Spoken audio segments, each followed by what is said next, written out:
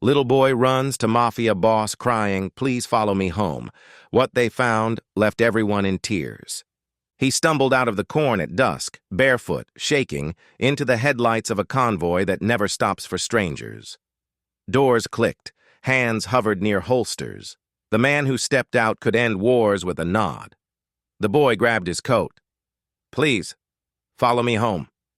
Silence tightened like wire. Trap? Bait? Or a plea no one else heard in time? The dawn knelt anyway. "Show me." What waited beyond the fields wasn't an ambush. It was a house, starving to death, a mother fading, a baby too quiet, and a choice that would rewrite a man built on fear.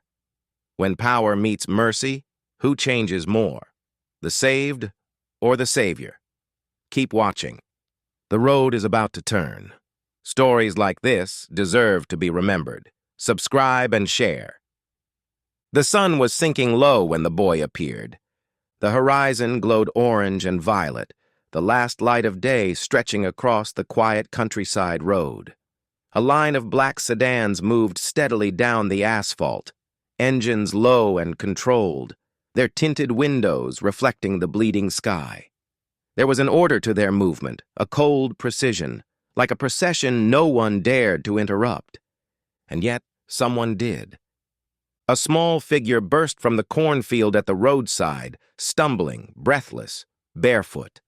Dirt streaked his face and arms. His shirt was torn, smeared dark in places where dried blood had settled. He could barely keep his balance, but he ran as if the world depended on him reaching the lead car. The convoy braked sharply. Tires whispered against the pavement. Doors did not open. Not yet. The boy moved straight toward the front sedan and stopped only when his palms hit the glossy hood. He leaned there, chest heaving, shoulders trembling. His eyes shone wet in the fading light. The rear passenger door opened. Don Rian Vale stepped out. He didn't need introductions. His presence was the kind that changed the air itself. Hair silvered by time, beard trimmed but rough at the edges, black suit tailored and deliberate. Everything about him spoke of someone who made decisions that altered lives. There were stories about him whispered everywhere: prison corridors, backroom bars, places where law did not reach. Stories about what he could take. Stories about who he had buried. The boy didn't flinch. He peeled away from the car and ran the last few steps to Ryan, gripping handfuls of his coat with trembling fingers. His voice cracked as it scraped out of him. "Please, follow me home." Behind, Ryan Voss, broad-shouldered and stone-faced, shifted slightly, his hand instinctively hovering near his jacket, where a weapon always waited. Yarrow, standing at the driver's side, scanned the road, then the field, then the sky. Every shadow was evaluated, every silence measured. This could have been a trap. Children had been used before. Rian had seen worse. But then he looked down. The boy's eyes were not the eyes of a lure. They were the eyes of someone who had been holding back terror for far too long. Someone who had already been failing to carry something impossible alone. Fear, exhaustion, and hope, the most dangerous of all. Ryan knelt slowly, lowering himself until he was eye level with the boy. Gravel pressed into the knee of his suit, but he didn't care. "What's your name?" Ryan asked, voice quiet, steady. "Asher," the boy whispered. "What happened?" Asher swallowed hard. His throat worked, but the words didn't come. His breath shook instead, the kind that breaks on the way out. He just repeated, softer, rawer, "Please, just follow me home." For a moment, no one spoke. The wind moved through the cornfields like a distant sigh. Ryan's jaw tightened. He knew this feeling. The weight of a childhood emergency no one else seemed to see. The kind of fear that doesn't release, even when help comes. He reached up and gently loosened the boy's fingers from his coat, not to pull him away, but to hold his hands in his own. "Show me," he said. No raised voice, no order barked, just a promise, and that was enough. Ryan stood and gave a single nod to his men. Engines turned off. Doors closed. No one questioned him, not out of fear, but because when Ryan made a choice, it was final. Asher took the lead. He didn't run this time. He walked, fast but unsteady, down a narrow dirt path that disappeared into the fields. The convoy did not follow with cars. The path was too tight, so the men followed on foot, shoes crunching gravel and soil, the air cooling by the minute. The sky dimmed into deeper blues, fireflies sparking here and there between the tall stalks. No one spoke. Jarrow kept his eyes on the tree line. Voss listened for footsteps that weren't theirs. Even the insects seemed to hush the farther they went. Asher didn't look back. The field thinned. Land opened.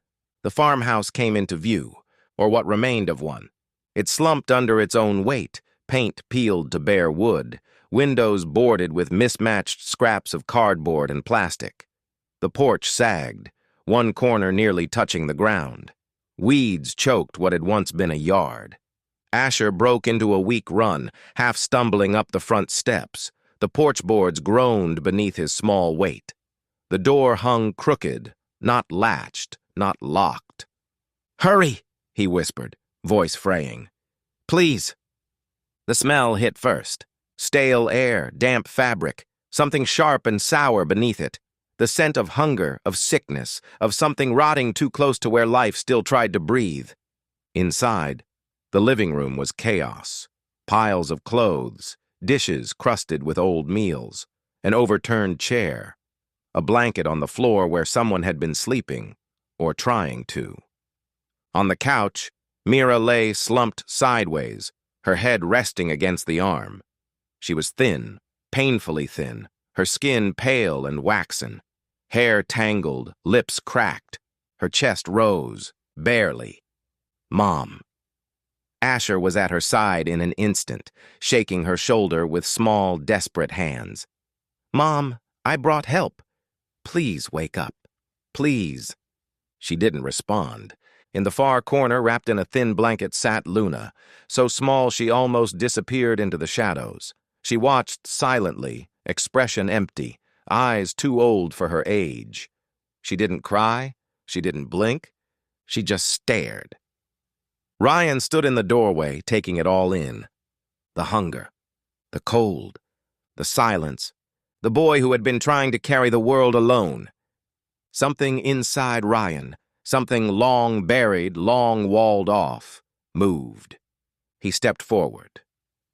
"We're here now," he said quietly.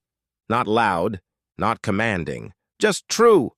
Voss and Jarrow exchanged a glance, the kind where a decision passes without words. This was no trap. This was a tragedy, and it had just become their problem.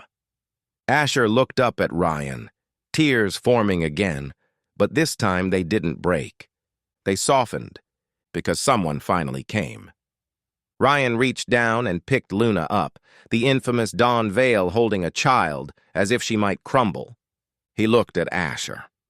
"No one hurts you again," he said. "Not while I live." The night settled around them, and the world they came from, the world of deals and threats and power, shifted slightly.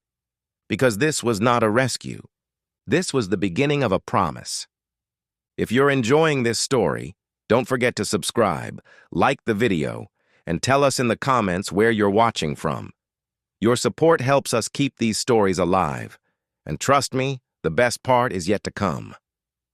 Now let's get back to it. The room held its breath. Asher stayed close to his mother's side, one hand resting lightly on her shoulder as if afraid she might disappear if he let go. Luna clung to his shirt, her tiny fingers wrapped around the fabric like it was the last solid thing she knew. The silence that followed was not empty. It was heavy, thick, almost physical. It pressed into the lungs, into the bones. Ryan took it all in slowly.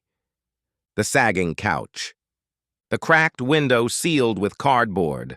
The overturned chair and pile of dishes crusted with food that had dried weeks ago. A heater in the corner, unplugged, its cord cut. A baby bottle on the floor, empty. The air was cold. Too cold. He turned slightly, his voice low but steady. "Voss," he murmured. "Check the rest of the house." Voss nodded once, already drawing his weapon. He moved down the dark hallway, opening doors, clearing rooms, his boots thudding quietly across warped floorboards. Jaro didn't move. He stood near the entrance, eyes sweeping the space, reading the scene, reading Asher. There was no immediate threat here, no hidden men waiting with guns, no signs of struggle, only the slow, suffocating collapse of a home that had been abandoned by everything but need. Ryan knelt beside Mira. Her breathing was shallow, chest barely lifting, skin sunken around the cheekbones, eyes sunken beneath lids that fluttered weakly but did not open. Her hands were cold. Her pulse, when he touched the side of her neck, was faint. But there. "Asher," Ryan said softly, lifting his gaze to the boy. "How long has she been like this?" Asher swallowed. His lips parted, but he couldn't speak yet. He closed them again, looking down. Luna leaned her head against Asher's arm, silent. There was something in that silence that was louder than any scream. Voss returned from the hallway. "No one else here," he said. "Place is empty?" Ryan gave a small nod. That was expected. Somehow it still felt worse to hear it spoken aloud. His eyes drifted to the kitchen doorway, a narrow archway leading into a space so dim it was hard to see. He rose, moving toward it. Voss and Jaro followed silently. The kitchen was almost bare. Cabinets hung slightly off their hinges. The drawers were open. A single plate sat in the sink with something once food clinging to its surface in a hardened crust. The fridge was unplugged. A bucket inside caught water from melted ice, now long evaporated. A single jar of something that had once been jam sat on the top shelf, scraped down to the glass. Ryan opened a lower cabinet. Empty. The next one. Empty. A small breadcrumb trailed across the counter. Just crumbs.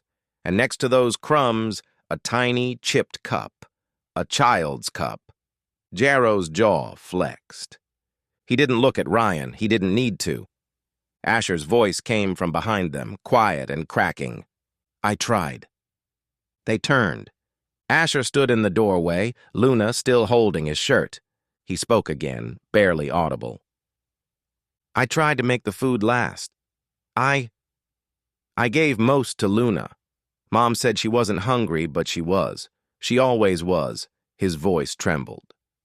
"She kept saying tomorrow we'd get more. Tomorrow. But tomorrow didn't come."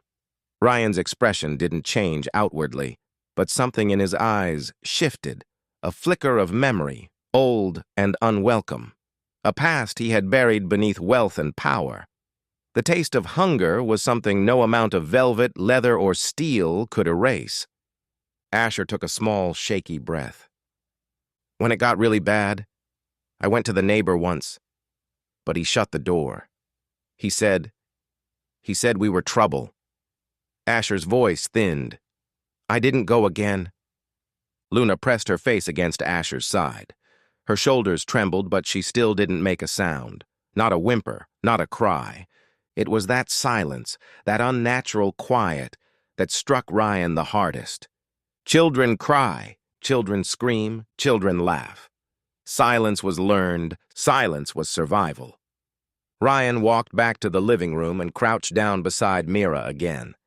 His movements were slow, deliberate. He brushed a strand of hair away from her face, careful not to disturb her too much. She was light, far too light for a grown woman. "Voss?" "Jaro," Ryan said, barely above a whisper. "Go to the cars. Bring blankets, water, the med kit, everything." They didn't hesitate. They moved. Asher watched them go, eyes wide, uncertain. Ryan turned to him then. He did not speak right away. Instead, he reached out a hand, palm up, offering space rather than demanding it. Asher's chin trembled, but he didn't cry. He hadn't allowed himself to cry in a long time. He simply placed his small hand into Ryan's. Ryan drew him closer. "You did everything you could," Ryan said, voice steady, quiet, and threaded with something deeply human. "You kept your sister alive. You kept your mother alive. You did not fail. Do you understand?" Asher nodded, just once. A small motion. Fragile, but real. Voss and Jarrow returned with blankets, water bottles, and a thick black duffel. They spread blankets across the floor, making a makeshift space for Mira. Jarrow opened the water bottle and slowly wet Mira's lips with a cloth. Voss wrapped Luna gently in another blanket. Ryan hesitated, just for a breath, before he reached out and lifted Luna into his arms. She weighed almost nothing. She didn't fight him. She didn't cling. She didn't react at all. Her small head rested against his shoulder like she had finally found a place where she didn't have to stay awake anymore. Ryan stood there holding the child, the feared Don Vale, the man whose name carried blood and power. And for a moment, the room shifted. He was no longer a king of shadows. He was a man who once knew the cold floor of an empty house. He looked at Asher. "We're not leaving you here," he said. Asher's breath hitched. He whispered, barely, "Thank you." And in that soft, breaking word, something old in Ryan Vale finally exhaled. Something that had been held tight since his own childhood, when no one had come. Outside, the last of the sun disappeared, and in the darkness that followed, a new light, faint, fragile, began to bloom. A promise had been made, and this time the world would not look away. Before we continue, take a moment to subscribe and like this video. It helps more people discover stories like this one. And tell us in the comments where you're watching from. Now, take a deep breath, because what happens next will change everything. Ryan moved Mira gently onto the floor blankets, careful not to jostle her too much. Her breathing remained shallow, too fragile to disturb. Luna slept against his shoulder now, her small body limp with exhaustion, her silence unsettling in a way that filled the room more deeply than any sound could have. There was no crying, no whimpering, no resistance, just quiet. Ryan kept one hand on the back of her head, steadying her, and reached for his phone with the other. "Jarrow," he said quietly, "call Etta. Tell her it's urgent." Jarrow nodded and slipped outside, the screen door creaking in protest behind him. Voss remained nearby, leaning against the wall, arms crossed. But his eyes were soft, watching, measuring, waiting. Minutes passed. The air felt heavier with each one. Asher stayed beside his mother, fingers lightly touching her sleeve, as though he was afraid even pressure could break her. His hair fell into his eyes, and he didn't blink it away. He just stared. The headlights of another vehicle lit the window, sharp white beams slicing through the failing dusk.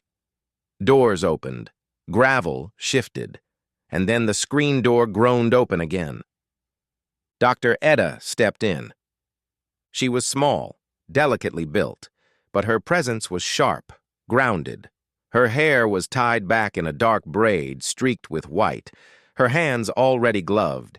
She carried a medical bag that looked heavier than she did. She gave one glance around the room before kneeling beside Mira without a word of greeting. Her movements were efficient, practiced, quiet.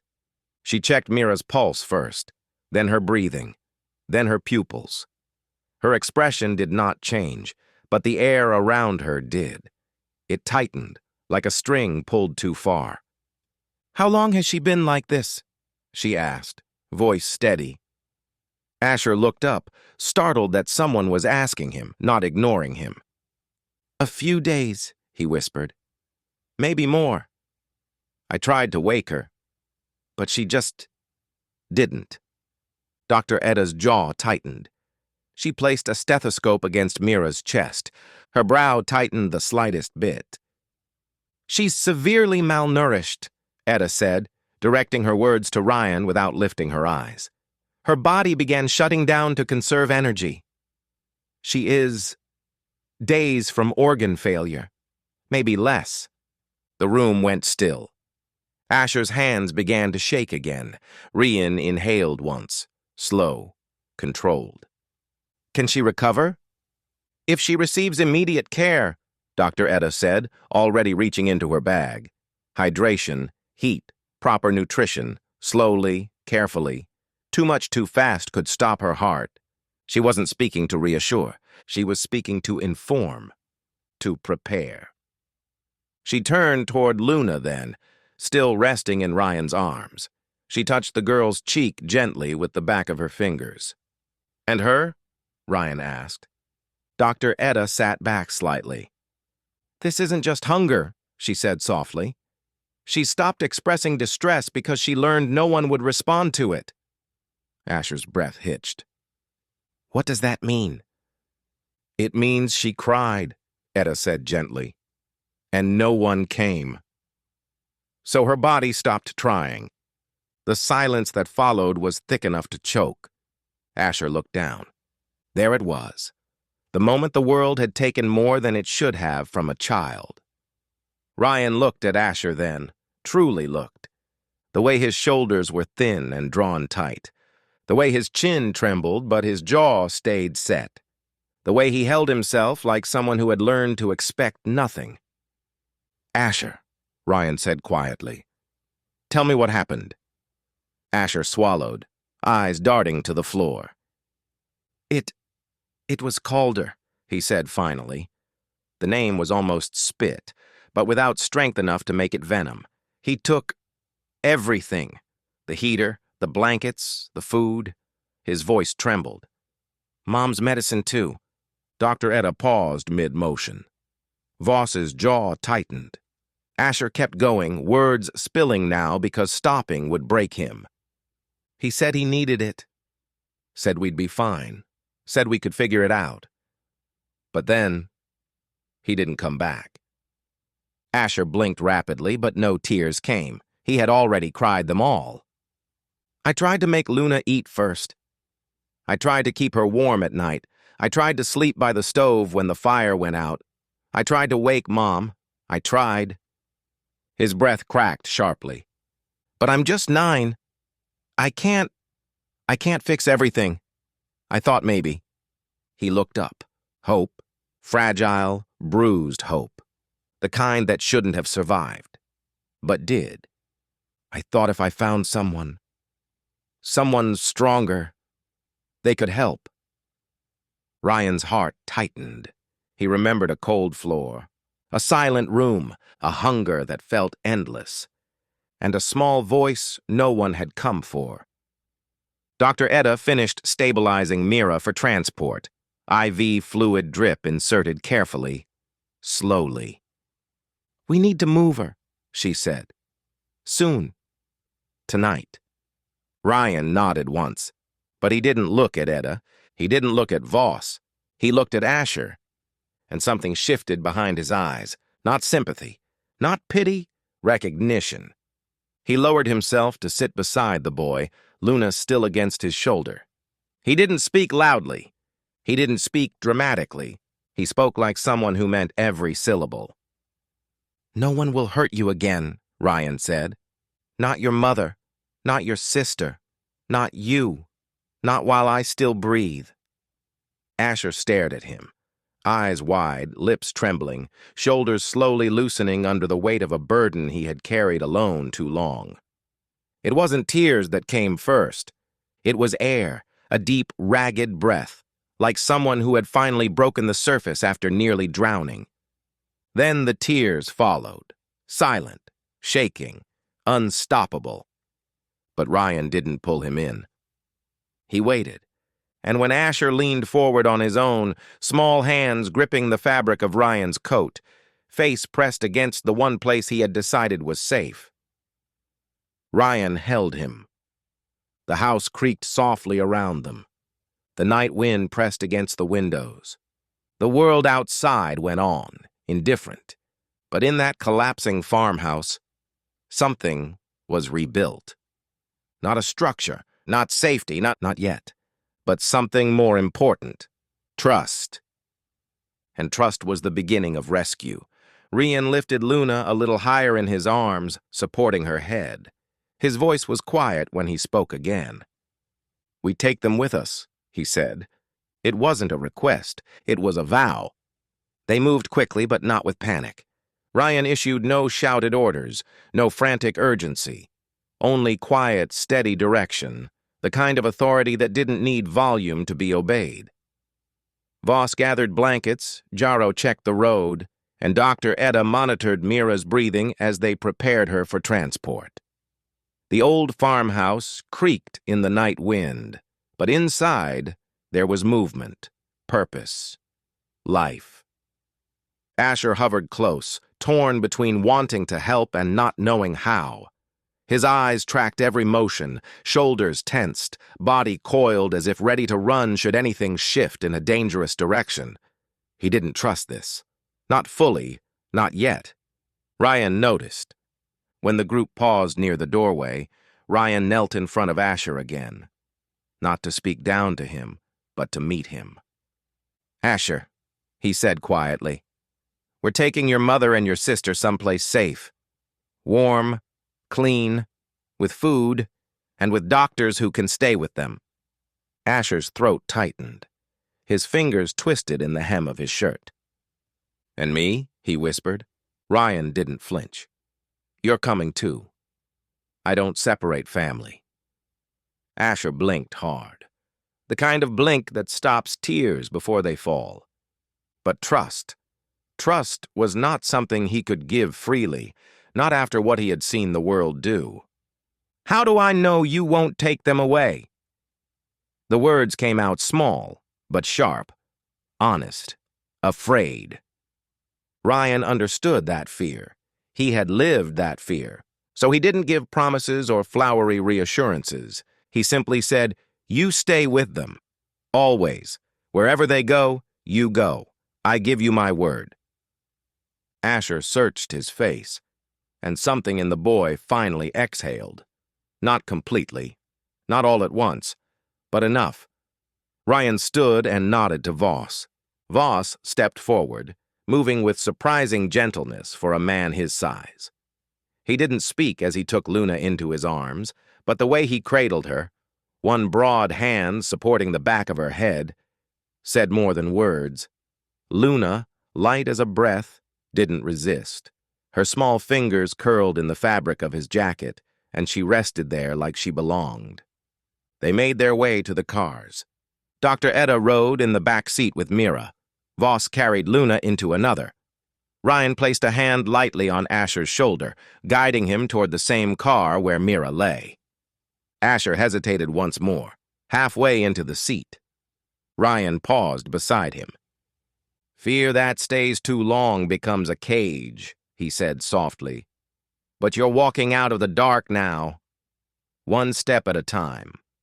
Asher climbed in. The cars pulled away from the collapsing farmhouse and into the night, headlights cutting through the darkness like a quiet vow. The safe house didn't look like protection from the outside. It was small, old brick, and tucked behind a row of abandoned storefronts that had long since surrendered to dust and weather. But the moment they stepped inside, the contrast was clear.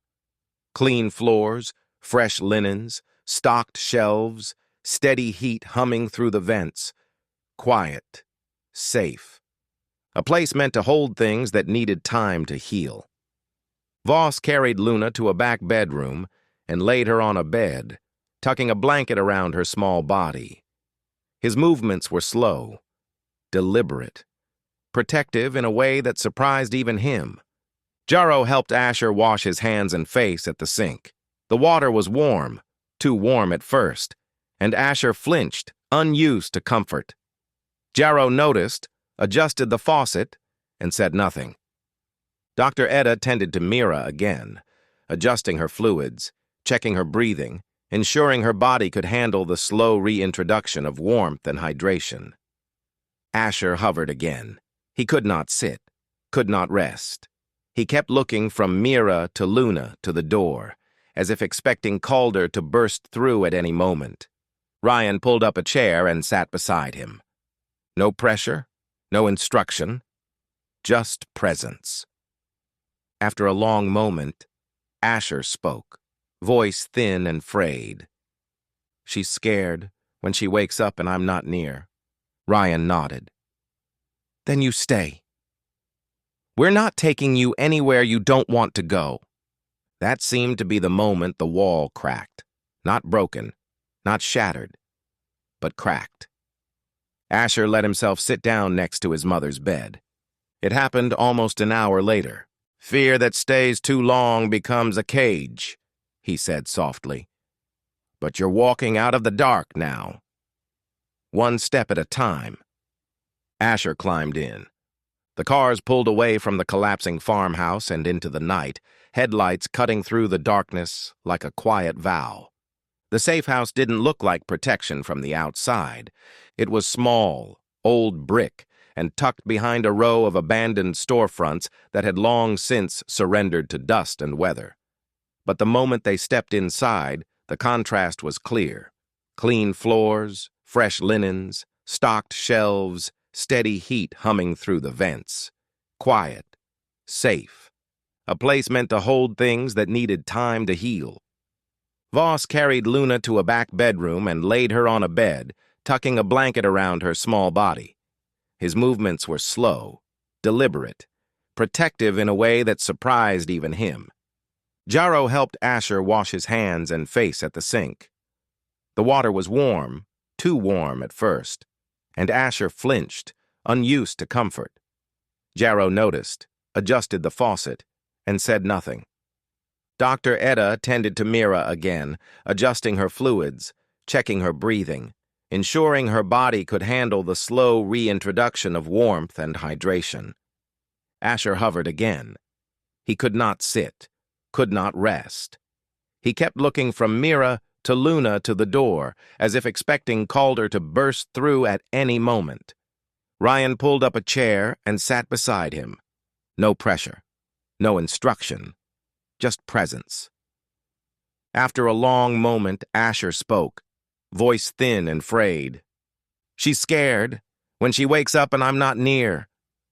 Ryan nodded. "Then you stay. We're not taking you anywhere you don't want to go." That seemed to be the moment the wall cracked.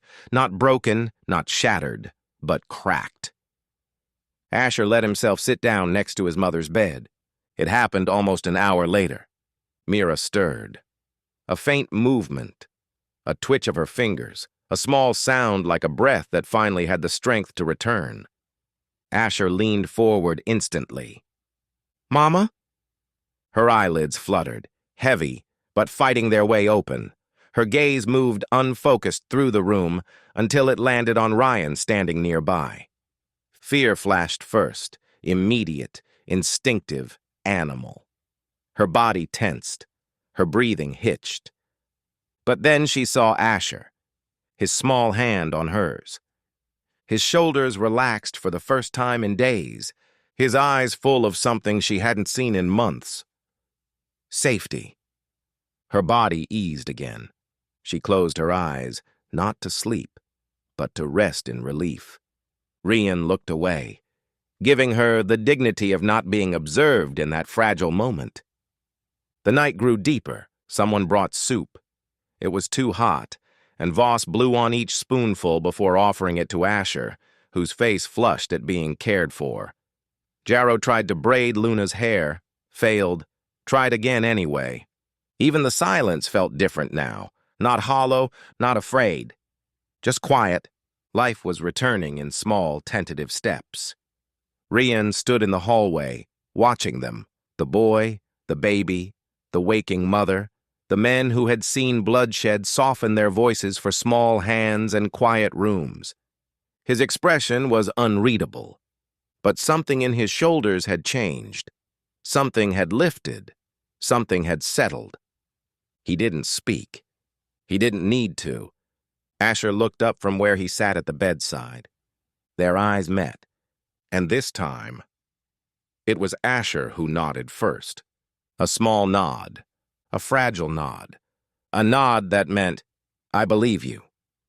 And for the first time in a long time, Ryan Vale felt himself breathe without armor.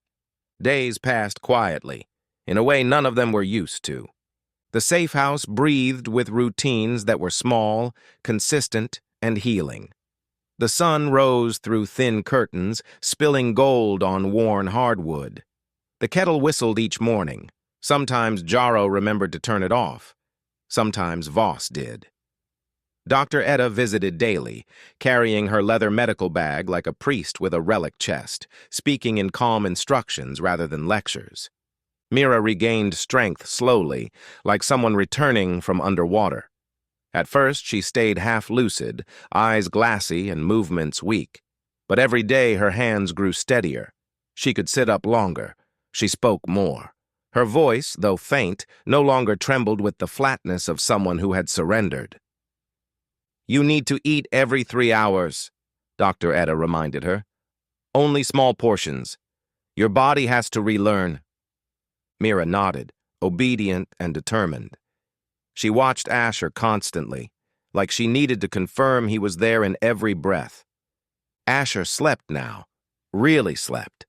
The dark circles under his eyes didn't vanish overnight, but they softened.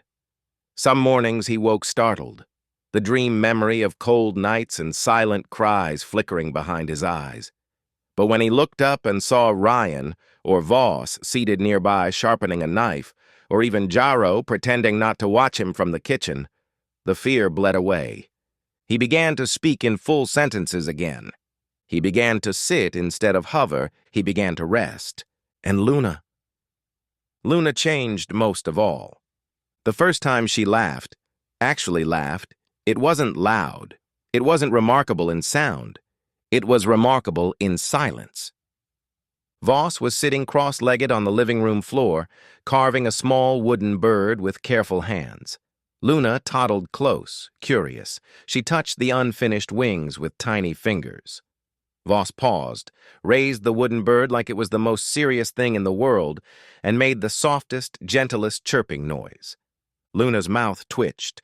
Then, a tiny sound. High and soft. A bubble of delight. Asher froze where he stood. Mira covered her mouth and cried quietly. Ryan didn't look directly.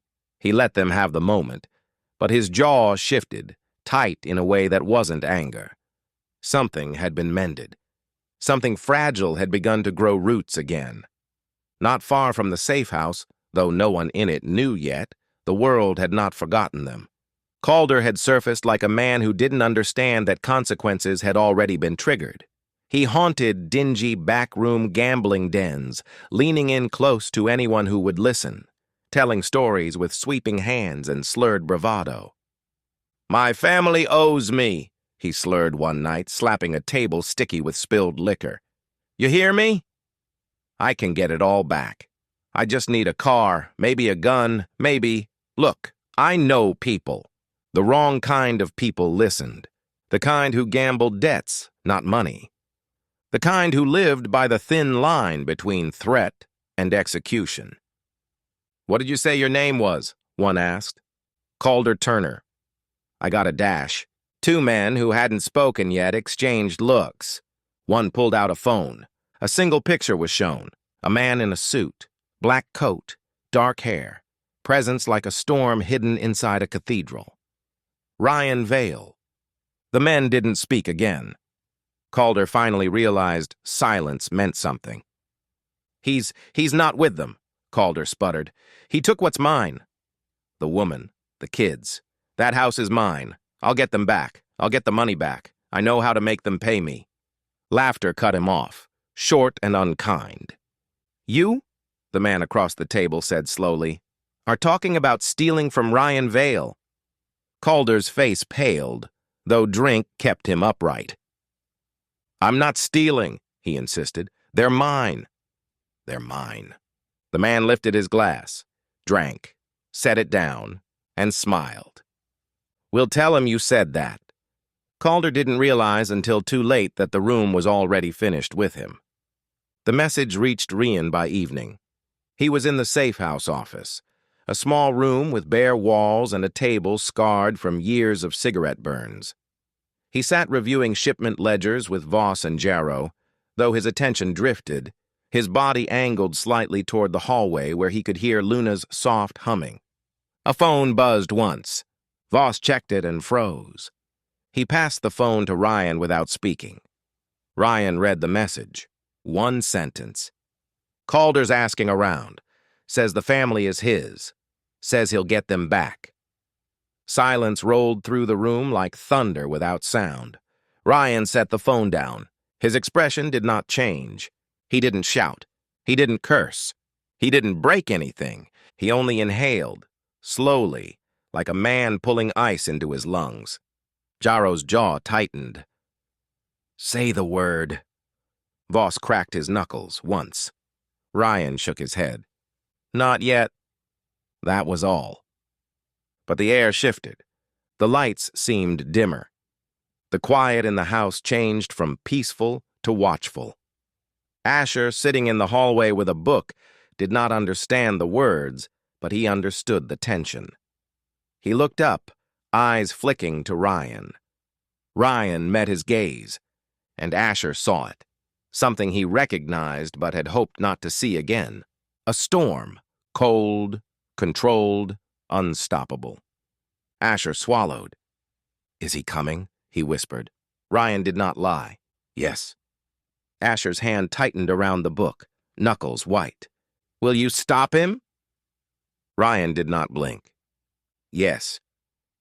Asher breathed once, a small, unsteady breath, then nodded.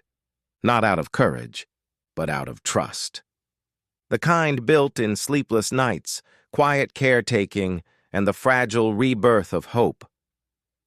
Ryan stood. The room seemed to move around him instead of the other way around. Keep watch, he ordered quietly. Voss nodded. Jarrow stood. The house settled into silence. Deep, expectant silence. The kind that comes before lightning. Because Calder was coming, and this time he would not find the family starving, alone, and desperate. This time he would find something else waiting for him entirely. It happened on a night so still, the trees seemed to be holding their breath. The farmhouse sat in its quiet valley, lamplight glowing through thin curtains, soft and warm. Mira slept in the bedroom, her breathing steady now. Luna lay curled on a small pile of blankets beside Voss's chair, her thumb against her cheek. Asher sat at the kitchen table, drawing clumsy stars on a scrap of lined paper. Jarrow stirred soup on the stove, humming under his breath. Ryan leaned against the doorway, arms crossed, watching it all like a man afraid even to blink. For the first time, the house felt alive. Then the front door shook. A pounding, hard, uneven, desperate. Boom, boom, boom. Luna jolted awake with a sharp cry. Asher's pencil snapped. Voss was already on his feet before the echo faded. Another slam rattled the hinges. Open up! Mira, open this damn door! The voice was unmistakable. Calder Asher went pale. His breath stopped halfway in his lungs. Ryan didn't raise his voice. He didn't need to. Voss. The giant moved like a wall, sliding into place, positioning himself between the children and the front room. Jarrow killed the lamp. The house fell into shadow. Calder slammed the door again. Mira, bring my kids out! We're leaving! The words, my kids, made Ryan's jaw lock. He stepped toward the entryway. Jarrow followed. Voss stayed with the children. His presence anchored them like gravity. Ryan opened the door. Cold night wind carried the smell of liquor and something fouler, rotted advantage, cheap swagger. Calder swayed on the porch, hair wild, eyes bloodshot, shirt half-buttoned. He held nothing, not a weapon, not dignity, not purpose, but hatred. He held that just fine. You, Calder spat, stumbling forward. You think you can take my family? You think you're somebody? Behind Ryan, Jarro's hand slid to the holster at his waist. Calder sneered at him, then looked past Ryan into the house. Get out here! Mira! Kids! You're coming with me! I'm your father! Something stirred behind Voss's shadow, small, breakable. Asher stepped forward. He didn't run. He didn't hide. He stood in the doorway. Calder's expression twisted, delight mixed with something cruel. There's my boy, he slurred. Come on, Asher. Grab your sister. Your mother's always been weak, but you... Don't talk about her, Asher whispered. But Calder didn't stop.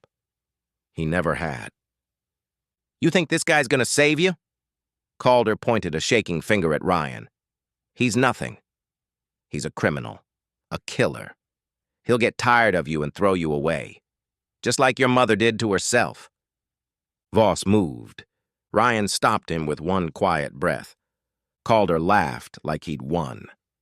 Then he looked directly at his son and said, slow and sharpened, You are nothing. You were born nothing. You will end nothing. Asher's hands shook. His eyes filled, but he did not look away. I'm not nothing, he said softly. Not anymore.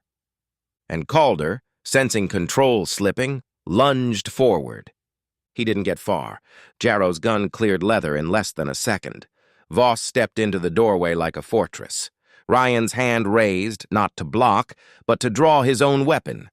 Black metal gleamed under the porch light. Calder froze. The gun hung between them like truth. Mira, weak but awake, appeared behind Asher, hand braced on the wall. Her eyes widened, breath shallow, horror rising. Ryan didn't blink. This is the last time you come near this house, he said. Calder laughed, but it cracked. You can't stop me. Ryan stepped closer. The barrel of the gun didn't shake, not even slightly. I can, he said, and I will. Calder's eyes widened, not in fear, but in realization. This was real, permanent, the end. Voss braced, ready to strike. Jarro steadied to fire.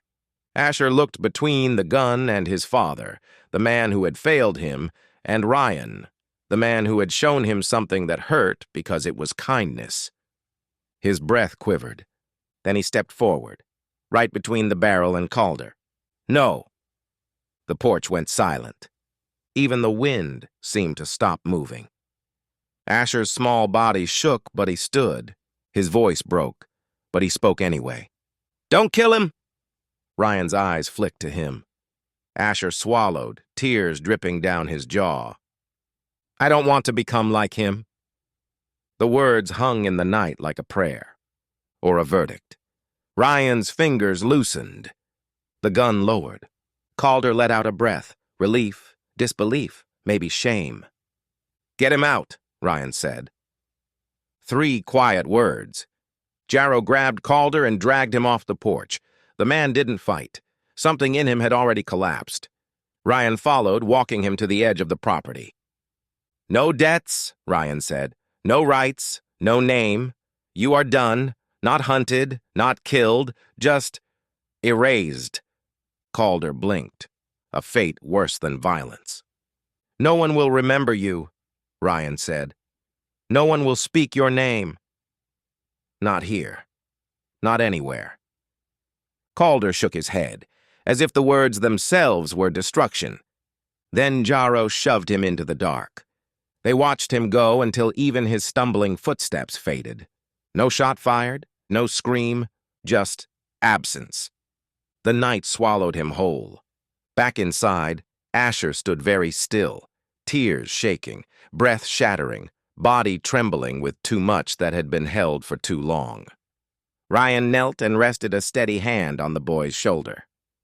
You did something I never could have once, he said quietly. You chose who you want to become. Asher leaned forward, and for the first time, allowed himself to be held. Not rescued, not saved, held. Mira looked at Ryan, truly looked, not at a criminal, not at a rumor with a gun. but at the man who knelt on her floor to keep her son from breaking. Something unspoken passed between them. Not love. Something older. Recognition. In the quiet that followed, Luna reached out from Voss's arms, her small hand brushing Asher's cheek, as if sealing something unseen, a promise, a shift, a beginning. Outside, the night was still again, but nothing in this house would ever be the same. Morning found the farmhouse warm. Not just warm from the repaired heater, warm in a way that came from sound and movement and breath. Mira cooked now, slowly, carefully, following Dr. Edda's instructions with a seriousness that made even boiling water feel ceremonial.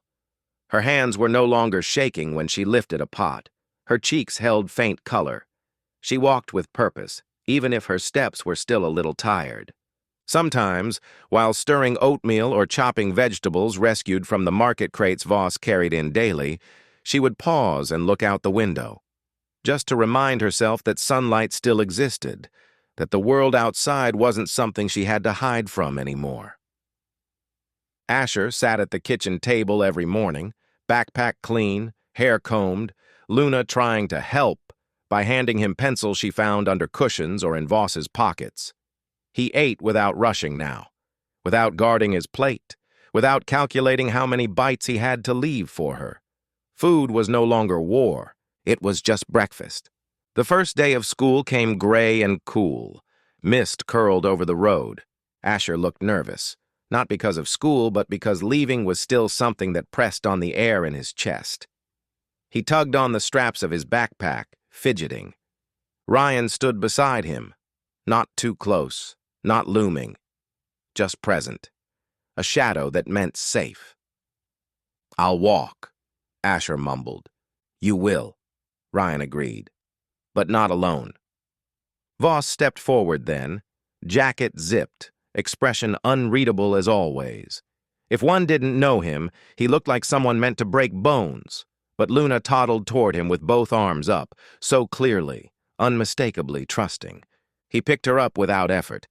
Asher exhaled. "People will stare," he whispered. Ryan answered softly, "Then let them stare." The walk to school was uneventful. Quiet sidewalks, leaves gathering in gutters, the faint smell of autumn dampness. Ryan stayed several paces back, blending into the background like a shadow made of suits and patience. Voss walked directly beside Asher, neither talking nor touching, just present enough that no one even thought of approaching. At the school gate, Asher hesitated. Kids laughed across the yard, bright, loud, ordinary laughter. He hadn't heard that kind in a long time. Ryan stopped a few steps behind him. "You don't have to be brave," he said quietly. "Just be here." Asher nodded. He looked at Voss, who nodded once, firm, grounding. They didn't say goodbye. He simply walked forward, and it was enough. Luna learned how to laugh again fully on a Tuesday afternoon. She sat in the living room on a rug Mira had washed 3 times because it still smelled faintly like the house she never wanted to remember. Voss sat cross-legged beside her, whittling another small wooden figure, this one a fox with oversized ears. Luna watched him with reverence, her small fingers gripping her knees like if she moved too fast the moment would disappear. Finally, he finished and held it out. She took it, slow, careful, like receiving something sacred. Then Voss tapped the little fox's nose with one giant finger and said in a deep, serious voice, "Boop!" Something broke open. A sound, bright, startled, whole, burst from Luna's chest. A laugh, a real one. Mira froze in the doorway, hands still soapy from washing dishes. Asher stopped mid-step, backpack sliding off his shoulder. Even Jaro, who had been half asleep on the couch, opened one eye. Ryan did not turn around. He didn't want to break the moment, but his eyes softened. The world softened too. The men became something they didn't expect. Uncles. The kind who didn't know how to braid hair but tried anyway, badly. The kind who showed Asher how to ride a bike, how to sand wood smooth, how to stand up even when your knees shook. The kind who made sure no doorway ever felt too dark again. Jaro taught Asher how to shuffle cards without bending them. Voss taught Luna how to stack blocks. Ryan taught Mira how to breathe without apology. They were not gentle men, but they learned gentleness like it was a language they'd forgotten they used to speak. One evening, Ryan stood by the road outside the farmhouse, the sky deep lavender, the fields humming with crickets. Asher joined him quietly, hands stuffed in his coat pockets. They watched the horizon together, not speaking, just breathing the same cool air. "Why did you help us?" Asher finally asked. Ryan didn't look down at him. "When I was your age," he said, voice quiet, "I needed someone to show up." Asher studied his face, not the suit, not the name whispered in fear, not the power, just the person. "Did they?" he asked. "No." Ryan's voice was steady, but it cut like winter. "No one did." Silence hung between them, heavy, but not cold. Asher swallowed. "Then, I'm glad you didn't leave me too." Ryan exhaled, small, like something inside him eased for the first time. "I won't," he said. Asher nodded. He stepped closer, not touching, just near, close enough to be understood. "Ryan?" he said softly. "Yes?" Asher hesitated, not shy, just careful. "You're family now. To us. To me." Ryan closed his eyes, not to block the world out, but to hold that sentence still so it couldn't escape. When he opened them again, his voice was rough. "And you," he said, "are mine. Not owned, not claimed, belonging." Asher smiled, small, real, and for the first time in his life, Ryan Vale, the man the world called untouchable, merciless, a shadow in human shape, felt something he hadn't in decades. Home. Inside, Luna laughed again, this time louder, and the house, once starved, once quiet, once dying, lived. The night was quiet, soft with crickets and slow wind, the farmhouse windows glowing with the kind of warmth Ryan used to think only existed in stories. Inside, Mira hummed while folding laundry. Luna slept curled against Voss's side like a kitten. Jaro was half asleep in an armchair. Asher sat at the table practicing handwriting, tracing letters slowly, patiently. Ryan watched all of it from the doorway, hands in his pockets, posture still, expression unreadable. He didn't step inside. Not yet. This kind of life had always felt distant, fragile, like something he could touch only with gloved hands, careful not to leave fingerprints. Asher noticed him. "You always stand there," he said softly, "like you're waiting for something." Ryan didn't deny it. "Maybe I am." Asher slid off his chair and walked to him. Not timid anymore, not trembling, just steady. He sat on the porch steps. Ryan followed, lowering himself slowly, joints quiet with control. The night was cool enough to make breath visible. For a while, neither spoke. Then Asher said very quietly, "You look sad sometimes, even when things are good." Ryan didn't answer quickly. He didn't hide it. He let the words settle. "I wasn't much older than you," he said, voice low, steady. "When my mother left."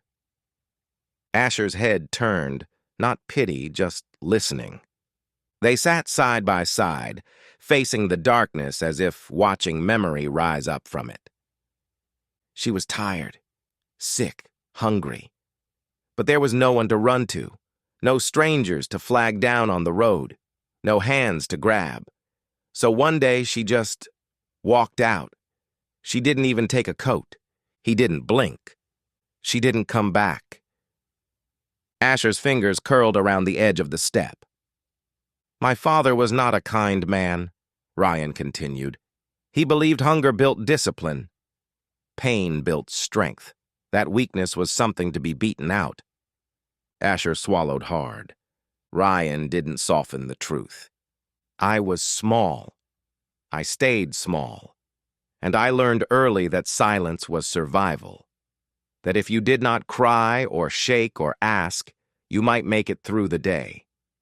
He exhaled slowly. But hunger does something to a child. It doesn't just make your body weaker. It makes you believe the world never planned to feed you in the first place. Asher's voice was barely above a breath. Did anyone ever come? No. Ryan's jaw tightened. So I learned how to take, how to build, how to make myself into someone no one could starve again. Power and violence, the armor and the weapon, the fortress he had lived inside for so long. I thought that was the only way to live, Ryan said, until a boy stepped out of a field and grabbed my coat. Asher looked down. That wasn't much of a plan, he whispered.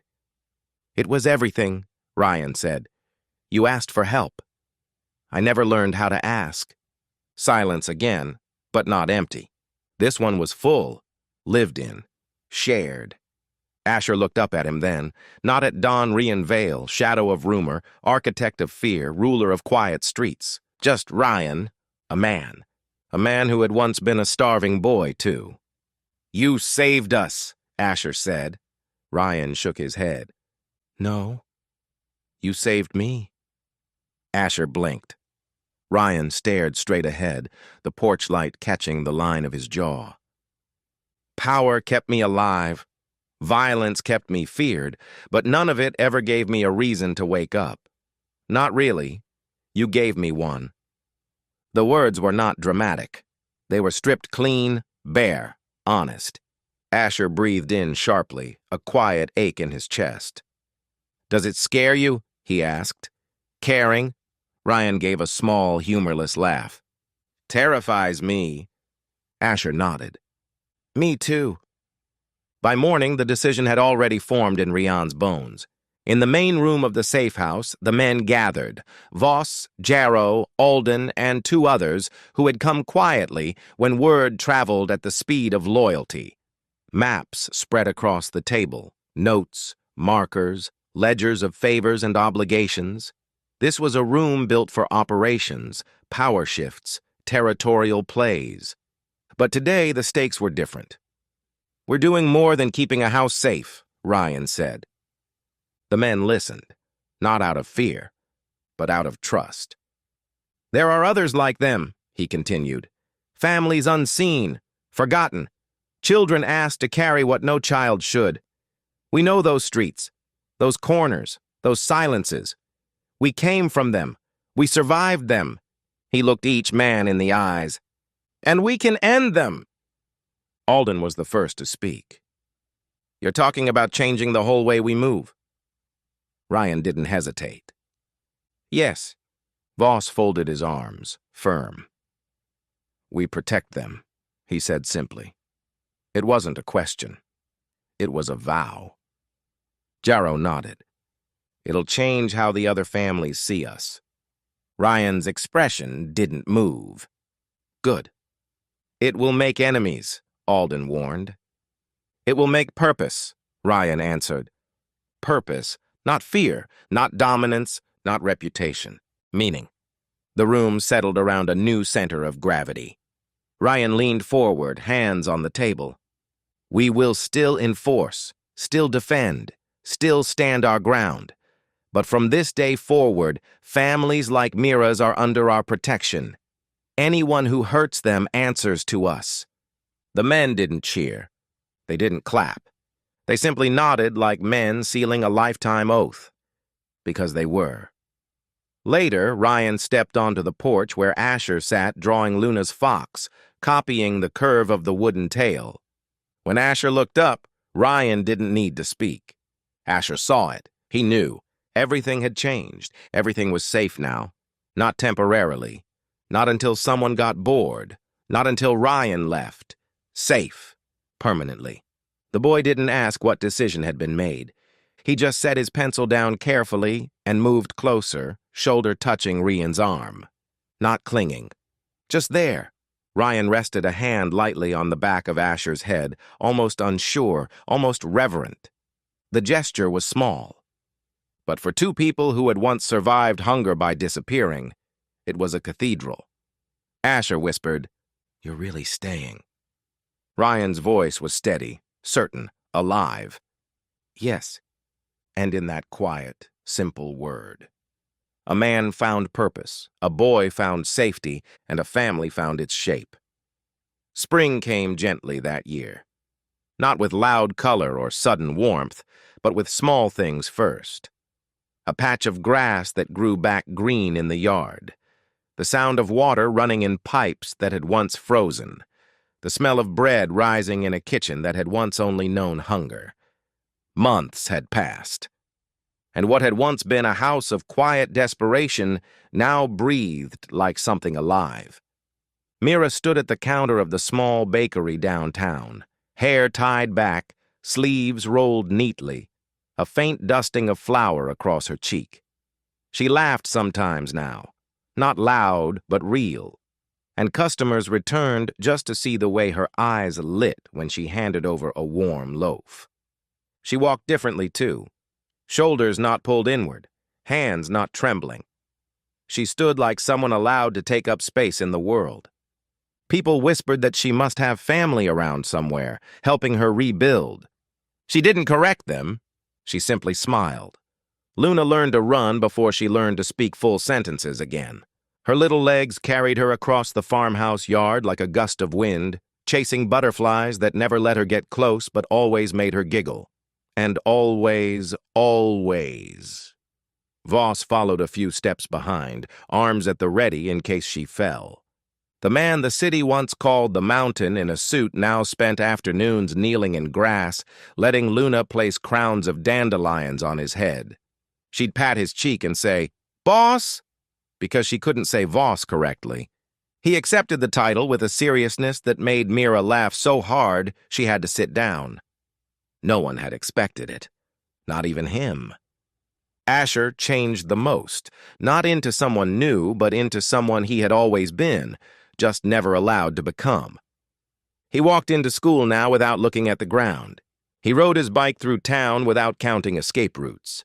He raised his hand in class not because he was sure he was right, but because he wasn't afraid of being wrong.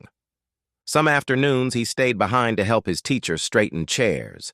Other days, he sprinted home as fast as his legs could carry him, not because anything was wrong, but because someone was waiting.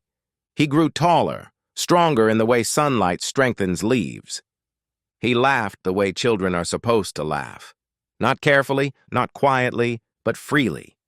And Ryan watched it all happen. Not from the shadows, not anymore, but not always up close either. Some days he sat beneath the fence tree at the edge of the property, the same way a man might sit and watch the tide come in. Hands folded, coat open, no weapons drawn, no threats in the air. Just a man watching a life he never expected to have permission to witness. Some evenings, when the day was fading gold, Mira would bring him tea. They didn't talk about the past, or what he did, or who he was to the city. They talked about things like, "Luna learned to tie her shoes today. Asher wants to try playing soccer. I think I'd like to plant tomatoes this year." It was the closest thing to prayer Ryan had ever known. The organization changed too. Not overnight, not loudly, but steadily. The men, those who had built their reputations on silence and sharp edges, began delivering groceries to homes no one visited, fixing broken windows, paying hospital bills quietly, leaving envelopes under doors, walking children home after dark, no announcements, no fanfare, just presence. Whispers started in the city, at bars and markets and quiet places. The Veil men don't just take anymore. They guard. They watch the ones no one watches. They show up. Some feared it. Some didn't believe it. But some who needed it, felt hope for the first time in years. And Ryan didn't issue apologies for any of it. He simply lived. One late afternoon, as the horizon burned pink and gold, Ryan stood again in his familiar place near the fence line. He could see the house clearly from there, smoke curling lazily from the chimney, windows glowing warm, laughter drifting across the yard like birdsong. Asher burst out of the front door, coat unzipped, hair wind-tangled, cheeks flushed from running. He didn't pause at the steps. He didn't slow halfway. He didn't look nervous. He ran straight across the yard, across the field, across the space that used to be filled with fear. Ryan straightened, not in defense, but in recognition. Asher didn't stop until he reached him, breathless, grinning, eyes bright with the kind of joy that can only exist where love does. "I knew you'd be here," Asher said, as if it were the most obvious truth in the world. Ryan felt his chest pull tight, not painful, but full. He bent slightly, not a bow, not a flinch, just enough so that when Asher threw his arms around him, the embrace landed exactly where it should. Ryan closed his eyes. The boy held on, not out of fear, not out of desperation, but because he wanted to. "Come home," Asher whispered into his jacket. "Dinner's ready." Home. Not a word Ryan had used in decades, not a thing he'd believed existed for him. But here it was, in the shape of a small hand gripping his coat, in the sound of laughter drifting through open windows, in the warmth of a life rebuilt from ashes. Ryan rested a hand on Asher's back. "I'm coming," he said. And they walked toward the house together, side by side, not as rescuer and rescued, not as saint and sinner, but as family. Sometimes family is not the one you are born into, but the one that runs toward you in the dark and refuses to let you fall. If this story has your attention, hit that subscribe button and let us know where in the world you're watching from. Every story we tell connects the past to the present, and we'd love to have you with us for the next one.